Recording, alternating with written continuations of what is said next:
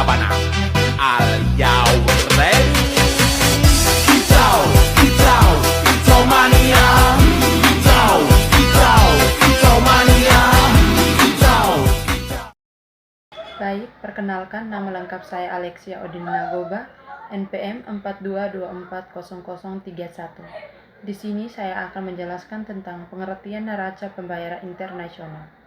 Neraca pembayaran internasional adalah catatan sistematis yang berisi daftar seluruh transaksi ekonomi dan keuangan yang terjadi antara penduduk suatu negara dengan penduduk negara lain dalam kurun waktu tertentu. Mencatat semua penerimaan dan pembayaran yang timbul dari perdagangan barang, jasa, aliran modal, dan transfer antar negara yang merupakan gambaran posisi keuangan dan hubungan ekonomi suatu negara dengan dunia luar. Baik, di sini saya akan menjelaskan tentang mekanisme pembukaan neraca pembayaran. Prinsip dasar pembukaan menggunakan sistem pencatatan berpasangan debit dan kredit seperti akuntansi keuangan. Yang pertama, kredit. Kredit bertambah, transaksi yang menyebabkan uang masuk ke dalam negeri atau negara menerima pembayaran. Contoh, ekspor barang dan masuknya modal asing. Yang kedua, debit berkurang. Transaksi yang menyebabkan uang keluar dari dalam negeri atau negara melakukan pembayaran keluar. Contoh, impor barang dan investasi ke luar negeri. Secara keseluruhan, jumlah debit atau kredit harus seimbang atau seimbang secara akuntansi, namun bisa terjadi surplus atau defisit pada komponen tertentu. Sekian. Struktur utama neraca pembayaran. 1. Neraca transaksi berjalan. Perdagangan barang, ekspor dan impor, perdagangan jasa, pengangkutan asuransi dan pariwisata. Pendapatan faktor, bunga, dividen, keuntungan dan investasi. Transfer berjalan, bantuan, hadiah dan kiriman uang. Neraca modal dan keuangan. Investasi langsung, aset keuangan lain dan cadangan devisa. Selisih penyesuaian dan kesalahan. Menyimbangkan perbedaan pencatatan data. Contoh pembukuan neraca pembayaran internasional. Daftar transaksi ekonomi Indonesia tahun 2024. Berikut data transaksi ekonomi Indonesia dengan negara lain seperti Singapura, Malaysia, Thailand, dan negara lain. 1. Ekspor barang seperti minyak, kelapa sawit, batu bara, dan tekstil sebesar 120 miliar. Pencatatan kredit kurang neraca barang. Yang kedua, impor barang seperti mesin, bahan baku, kendaraan ke luar negeri sebesar 150 miliar. Pencatatan kredit kurang neraca barang. Ketiga, pendapatan jasa seperti pelayaran, asuransi jasa, pariwisata sebesar 150 miliar. Pencatatan kredit kurang neraca jasa.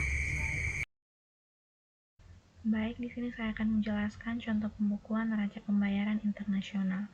Daftar transaksi ekonomi Indonesia tahun 2024. Berikut adalah data transaksi ekonomi Indonesia dengan negara lain termasuk sesama negara ASEAN seperti Singapura, Malaysia, Thailand, dan negara lain.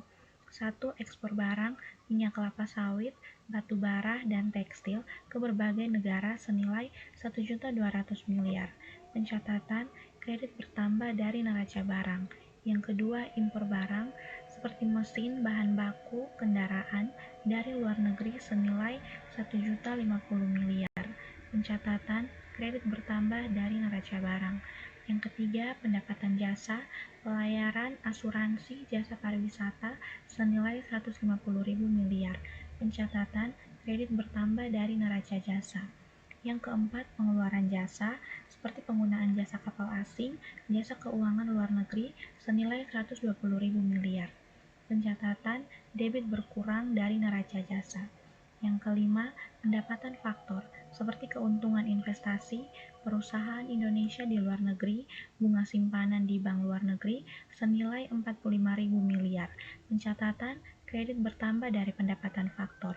Yang keenam, pengeluaran faktor, seperti pembayaran dividen atau bunga ke investor asing yang berinvestasi di Indonesia senilai 80.000 miliar.